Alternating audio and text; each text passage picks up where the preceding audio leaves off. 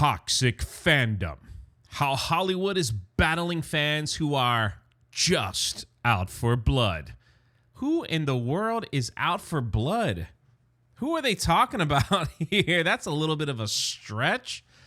Are they talking about like mean posts, things like that on social media?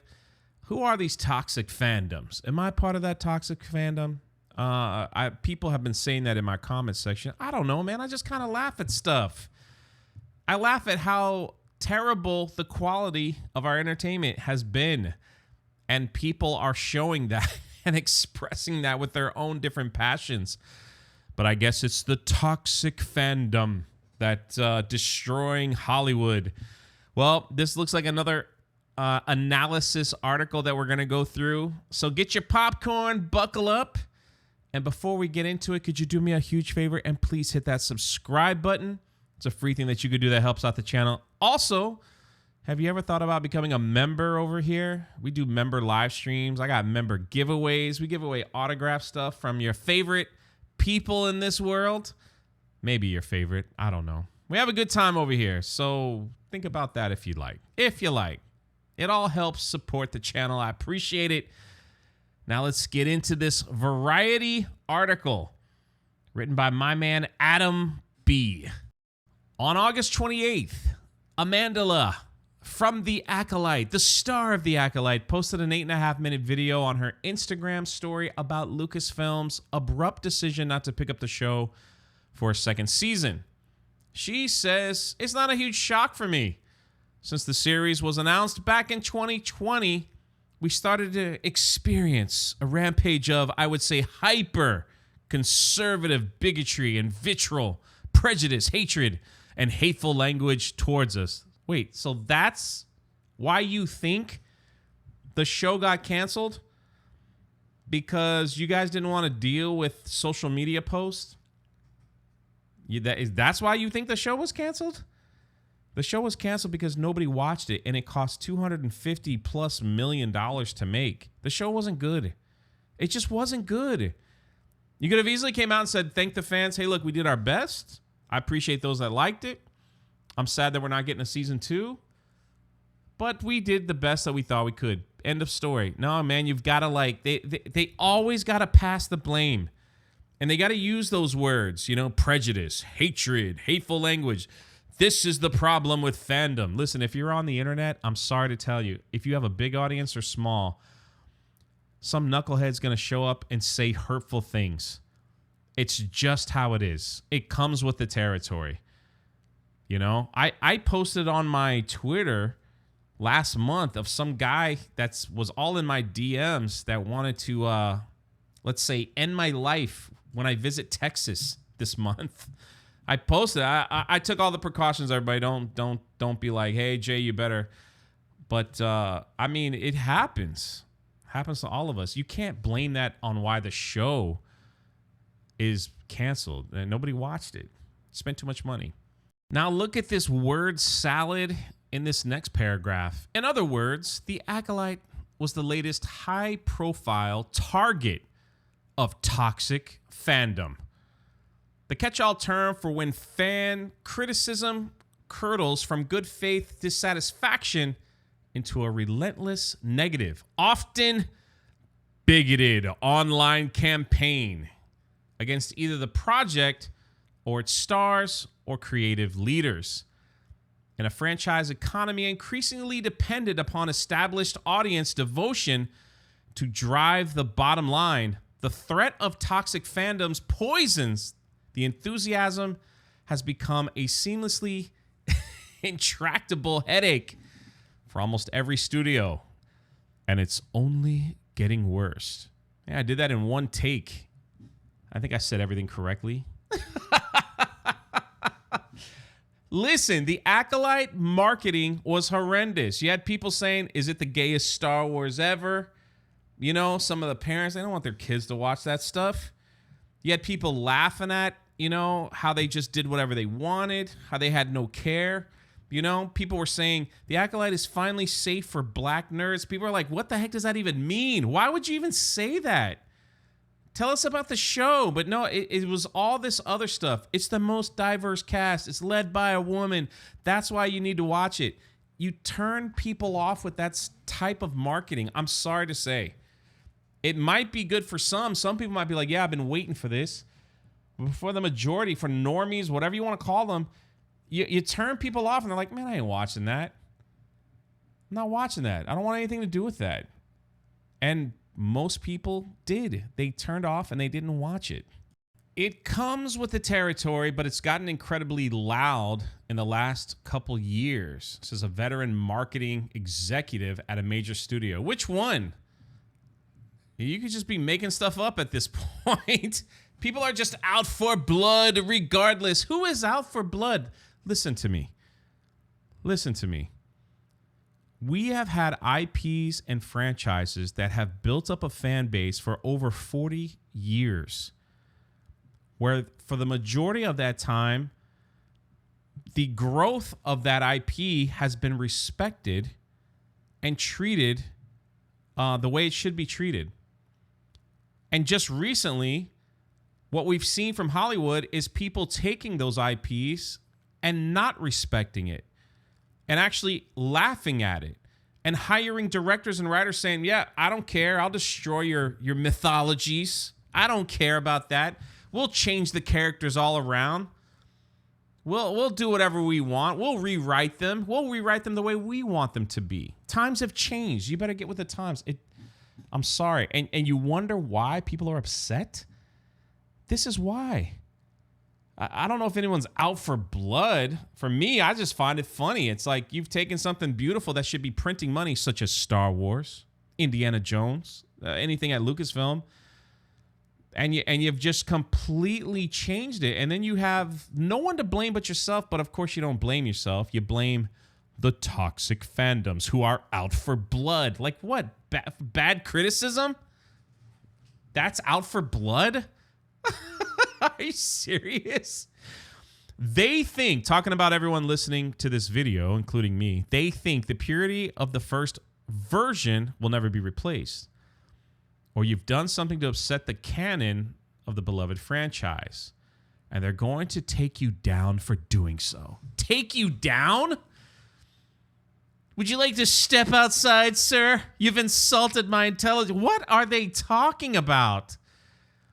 You mean criticism? And so when people criticize the Acolyte, and it got a lot of views because the majority of people agree they wanted to listen to people speaking their mind, not people that are just like, everything is great at Lucasfilm. They could produce anything they want and I will love it. And they're going to send me free gifts and you're going to love it too. People are sick and tired of the BS, man. They're sick and tired of paid people promoting stuff that don't speak about these things honestly. And for many of us, we could see for different IPs are different people. Some people love Lord of the Rings. Some people love Star Wars. Some people love Marvel, DC, etc. You can just simply tell when it's going in the wrong direction. Just simply tell. And it's like, we are very easy to please. Look at Wolverine and Deadpool. You treated the nostalgia perfectly, in my opinion. Everybody loved it. Everybody had a good time. You didn't like change out all the characters. And everybody went to see it and supported it. And then you're shocked when that, no one supports the franchise that you have control of and you change everything around. You mean you don't like us because we've got diversity or women? Has nothing to do with that. It's about the respect of the IP. And no one's out for blood. I've never seen it. If some people are out for blood and you've seen that firsthand, let me know in the comment section below. I'm curious at this point. Who is out for blood, taking you down? I'm just saying. It's quite the statement. Sometimes toxic fandoms behave reactively. A House of the Dragon episode featuring two female characters kissing and an episode of The Last of Us focusing on a gay couple were both review bombed. The practice of mobbing sites like Rotten Tomatoes and IMDb with negative user reviews, which gained mainstream attention following the premiere of 2017 Star Wars The Last Jedi. an entire YouTube, here it is, it's the YouTubers ecosystem is devoted to declaring projects like The Marvels and The Boys woke garbage. They're mad at YouTube criticism. This is what this article is all about. Because most of the people, that criticize or have opinions on something are not paid.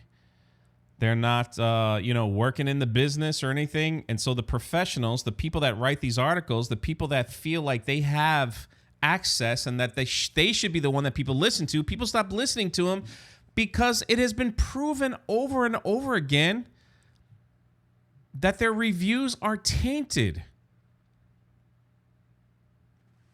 There is also a thing of reverse review bombing where people were showing up giving positive reviews on a show that they didn't even like because they're trying to balance something out. Have you ever wondered that maybe people didn't like the show? That's all I'm saying. I mean, if you look at like certain movies from the past, like the very first Black Panther film, you know who the star was of that movie? It wasn't review bombed. It wasn't hit with any negative. It wasn't downvoted on YouTube. It was met with a lot of people loving that film. I enjoyed the film. I've said this from day one. For what it was, I enjoyed the film. And there was other movies. So the fact that they're mad at YouTubers and their criticism, I mean, that's pretty wild. And so what? If someone comes out and says, hey, this movie is woke garbage. I don't really like to use that term woke because I usually just laugh at stuff. But it's like, it's their channel. It's their opinion. Just like other people saying, no, it's wonderful. It's a wonderful show. Why don't you talk about them? It's because people want to see more realism. Is that what's going on? Like they don't trust those people anymore? I talked about this a million times over, and I'll say it one more time. A lot of people's eyes were open when the Galactic Star Cruiser Hotel first opened. An extremely pricey experience, $6,000+ to experience 2 days at that hotel. They invited all these YouTubers and TikTokers to give it a great review. They all said the same thing. It was free to them. They said it was great. Charge your credit cards. You're going to love it. You need to come, all those things. And people were like, man, I trusted this person. But after this, I can't believe that I ever listened to them before. Some people got so much backlash, they deleted those videos. And some of them went back to the Star Cruiser and paid full price just to prove to their audience, like, hey, you know what? I'm going to pay full price and give you an honest review. It's crazy. People are tired of the fake people out there. And this is where we are. Just as frequently, the backlash begins before the project has seen the light of day. Okay, a lot of that has to do with marketing, and it has to do with the laziness of Hollywood. In this paragraph, they talk about death threats aimed at Leslie Jones. No one should receive death threats, ever. Ever. I don't care what they've done to a character or anything like that. No one, absolutely no one should have to deal with that ever. So let's just put that to rest. But this is during the press tour for 2016 Ghostbusters. So a lot of this has to do with the negative criticism, has to do with the fact that they're bankrupt creatively in Hollywood. So they go back to these old IPs that have been around for such a long time, and they decide that they're going to change them around. Hey, you don't need those original Ghostbusters. Come watch this female-centric Ghostbuster. The movie was terrible. It was terrible. You got to admit, it stinks. You know? And then you have, like, what was it, the writer or director? He came out just last month and said, well, it was Trump's fault. The movie bombed. Are you kidding me? These people pass the blame. You know, and you can't come out and just market this thing terrible. Oh, this is the gayest show ever. What if people don't want to watch that? What if they want to watch a good story? And whoever's in it, it will just take place naturally. You can't, like, force stuff on people. Political messaging, this and that, and this is not made for white dudes, and all that stuff. It's, like, all in the marketing. And some of these actors go out and say things, and you're like, well, that show doesn't sound good. Why would you say that? Why would you do that? Social media has a big part to play in all this as well. But you could clearly see when a project, the early marketing and announcements, like people are just like, are you kidding me? Because of the verbiage that they use and the little press tour that they have before the show's even out. It's just like, yeah, we're going to change all the characters. We're going to change the story. We're going to make it for a modern audience. We're just going to change it all. You'll like it because the cast is diverse. No, people won't. I'm sorry. They won't. Unless you wrote a great creative story that respects what came before. That's how it works. Now, the funny thing about these two paragraphs here is that they say that the toxic fandom is actually very, very small, and that the majority of any fandoms are casual fans. He's like, it's just how it was. And then the super diehard fans are just very, very tiny. He goes, it hasn't really changed since 1995. It's just that the bullhorn wasn't there. So there's a bullhorn on all you toxic fans who are telling the studios, we demand better. Treat our characters with respect. But yet it's the toxic fans that are messing up your IPs and your viewership and making people not watch. I didn't know toxic fandom had that much power. You just said that they're very, very small. Also, you are insulting the intelligence of your casual fans, saying that they're not smart enough to go out and watch a show and make up their own mind. Yeah, you casual fans, you're not very smart. You listen to the people with the bullhorn. How dare you be so dumb and not make up your own minds? Man, this is rich. I don't think you guys are dumb. I think you guys are smart. Very smart. And I've said this a million times. Don't listen to what I have to say if I don't like a show. But you like it. Man, like it.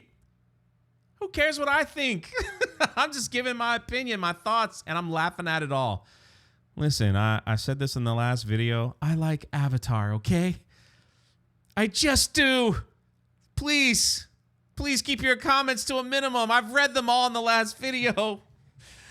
Don't come after me with pitchforks and all that stuff, you know? All right, let's keep it moving, Jay. Keep it moving. This next paragraph is kind of interesting. It says, for some, combating that bullhorn amounts to acting as if they can't hear it, particularly when it's a negative, toxic conversation. We don't engage, says a TV marketing executive. Like with toxic people, you try not to give it too much oxygen. One principal concern is that reacting to these kinds of attacks risks alienating fans who are unhappy with creative choices about a franchise but haven't tipped over into abusive behavior.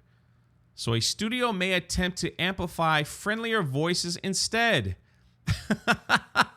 We'll reply to comments that are positive and elevate those things. Forget the negative. We don't want no negative criticism around here. So we'll just reply to the positive and just say, well, 5 people like the show, so let's just focus on them. Let's send them a free sticker in the mail. That's what we'll do. Forget everybody else. You're just toxic. Still, toxic fandoms have grown so pernicious that they've become a fact of life for many. Pernicious? Who uses that word? All right. Anyone watching this video, tell me the last time you used pernicious in a conversation. That's all I'm saying. And so powerful that while talent, executives, and publicists will privately bemoan the issue, fear of inadvertently triggering another backlash kept several studios from speaking for the story, even on background. So they didn't want to talk about toxic fandom because they didn't want backlash. Interesting. Those who did talk with Variety all agree that the best defense is to avoid provoking fandoms in the first place. In addition to standard focus group testing, studios will assemble a specialized cluster of superfans to assess possible marketing materials for a major franchise project. Who in the world are these superfans that you're flying out to these studios and listening to? Like, who are these people where you're like, hey, we're doing this show. The Acolyte. What do you guys think? I love it. I love it, Dave. Oh, I get to meet Dave Filoni. Oh, I get to hang out with all the Hollywood stars. Oh, I get all this free stuff. It's great. It's a perfect show. Everyone's going to love it. We'll support it. Yay. Super fans. You're bringing the wrong super fans out. What super fans did you bring out to Lord of the Rings? Oh yeah. I remember those super fans. Yep. Those were people that were just looking for diverse hires. That's right.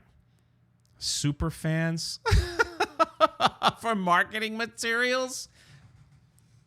You need to bring out people that will be honest with you, not yes men, not people looking for a handout, not people looking for clout.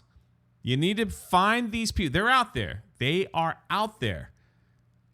And just say, hey, what do you think? And let them be like, I don't like it.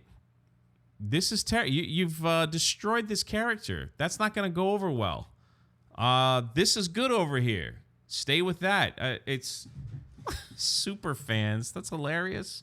Oh, man, this next paragraph talks about the super fans. It says they're very vocal, says the studio executive. They will just tell us if you do that, fans are going to retaliate. These groups have even led studios to alter the projects. If it's early enough and the movie isn't finished yet, we can make those kinds of changes. I'm telling you, you're listening to the wrong people. Because if you do have super fans telling you fans ain't going to like this, but they're going to like this, and you're still putting out garbage shows, you got the wrong people. That's all I'm saying. Several studio insiders say they often put their talent through a social media boot camp. In some cases, I'm not against that. Boot camp sounds a little extreme, but I'm not against like having professionals there saying this is how you deal with certain things. When a character is unintentionally challenging a franchise's status quo, studios will, with the actor's permission, take over their social media accounts entirely. I don't think that's a bad thing. For some of these people, I don't think it's a bad thing. When things got really bad, especially involving threats of violence, security firms will scrub talent information from the internet to protect them from doxing. Now, I don't care how much you hate a show. I don't care how much you do not like an actor. That should never be. There should never be threats of violence on anyone, ever, or doxing. Of any kind, of anyone. That's gone too far. And are there dum-dums out there that do this? Of course. You gotta weed those people out, man. But a lot of people that are criticizing your show are not those people. But it's interesting how, yeah, I'll put it in the same paragraph. But yeah, that should never be. Never have threats of violence.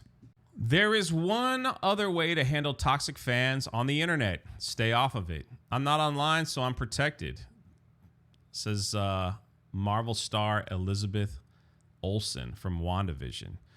Listen, I think the big issue here is that they are putting toxic fandom, they're painting a broad stroke of what a toxic fandom is. So they're taking people with honest criticism. They're taking people that don't like the show. They're taking people that think like what you're putting out is garbage and trash. And they're lumping them in with the same knuckleheads that are pushing violence or anything like that. You can't do that. You can't do that. I don't know anyone's YouTube channel that watches a movie and threatens violence on people. I don't know a critic that does that. I don't know any critics that does that. If they're out there, maybe they're out there. But this was just a way, in my opinion, to put an article together to lump up everyone that doesn't like the state of Hollywood and that has been criticizing Hollywood all together in a label of toxic fans. That's what I think is going on here.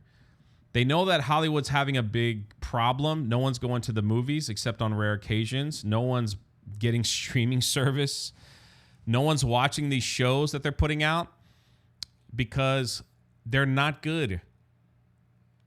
They're not good.